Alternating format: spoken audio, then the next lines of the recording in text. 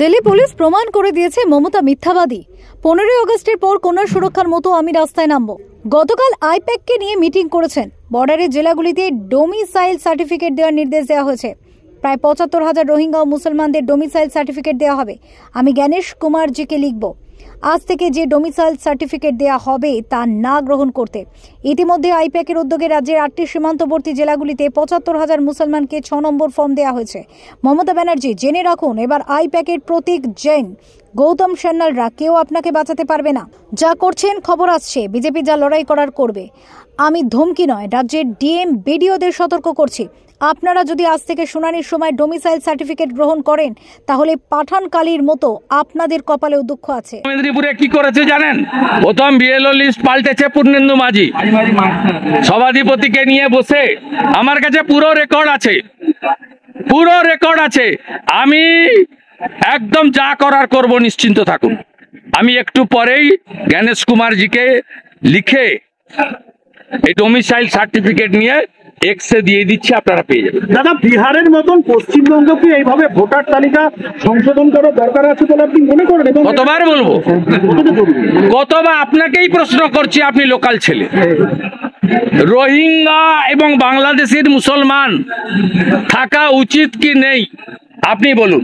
আপনি যদি ট্রু ভারতীয় হন, কার্গিল বিজয় দিবসে দাঁড়িয়ে বলুন এই অনুপ্রবেশকারীদের থাকা উচিত কি উচিত না? ভারতীয় মুসলমানদের, পশ্চিমবঙ্গের মুসলমানদেরও এই ইস্যুতে ইলেকশন কমিশনকে সহযোগিতা করা উচিত। কালিয়াচকের আপনি জানলেন কি করে এবিপি আনন্দ বৈধ? জানলেন কি করে? আপনি কোর্ট থেকে নথি তুলে নিয়ে আসবেন, আমাকে দেবেন। আমি রাজস্থানের মুখ্যমন্ত্রী ভজনলাল শর্মাকে বলবো যে আপনার পুলিশকে বলুন ক্ষমা চেয়ে মুক্তি দিতে। আপনারা অনেকেই কান দিয়ে দেখেন, আর সেকুলারিজমের নামে আপনারা পশ্চিমবঙ্গের সর্বনাশ করে দিয়েছেন। অলরেডি ১-১.৫ কোটি লোককে ঢুকিয়ে দিয়েছেন, যারা আমাদের জমি নিচ্ছে, রেশন নিচ্ছে, ভোট নিচ্ছে, সব নিয়ে নিচ্ছে আমাদের। এবং এরা কারা?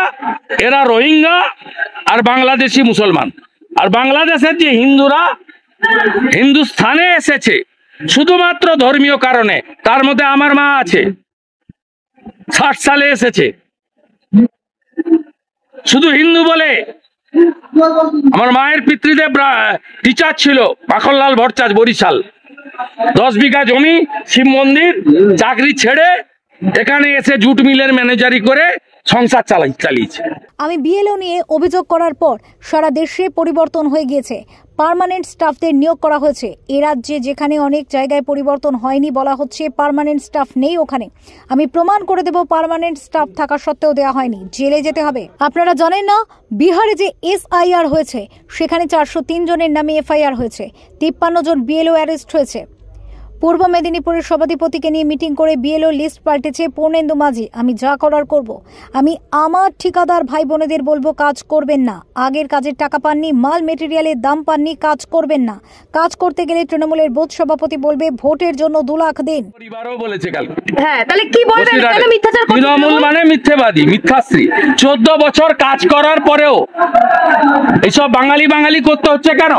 মমতা ব্যানার্জি তো হিসাব দিবে চাকরি কত দিয়েছে, মমতা ব্যানার্জি তো হিসাব দিবে স্কুল কত করেছে, মমতা ব্যানার্জি তো হিসাব দিবে হসপিটাল কত করেছে, মমতা ব্যানার্জি তো বলবে যে কত অকৃষিযোগ্য জমিকে কৃষিযোগ্যে পরিণত করেছি, মমতা ব্যানার্জি তো হিসাব দিবে কতগুলো ভালো পাকা রাস্তা করেছি, ব্রিজ করেছি, কত পরিযায়ী শ্রমিককে ফিরিয়ে এনে কাজ দিয়েছি।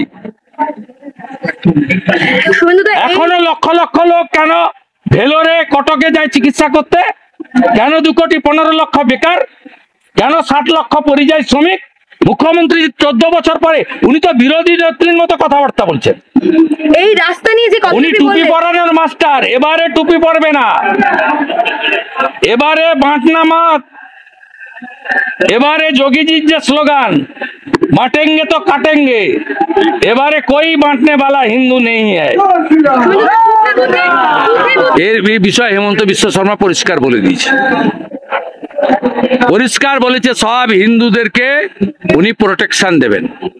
যদি নিচের তলায় কোথাও হয়ে থাকে, দু একটা জায়গায় ফরেস্ট ডিপার্টমেন্ট করেছিল, তৃণমূলের সঙ্গে যোগসাজশে ধরাও পড়েছে। উত্তর দিয়ে দিয়েছে, ওই জন্য ওদের এক্স এমপি পার্থপ্রতিম রায়কে ভুয়া পোস্ট করে ডিলিট করতে হয়েছে। মুম্বাই পুলিশ প্রমাণ করে দিয়েছে মমতা মিথ্যাবাদী।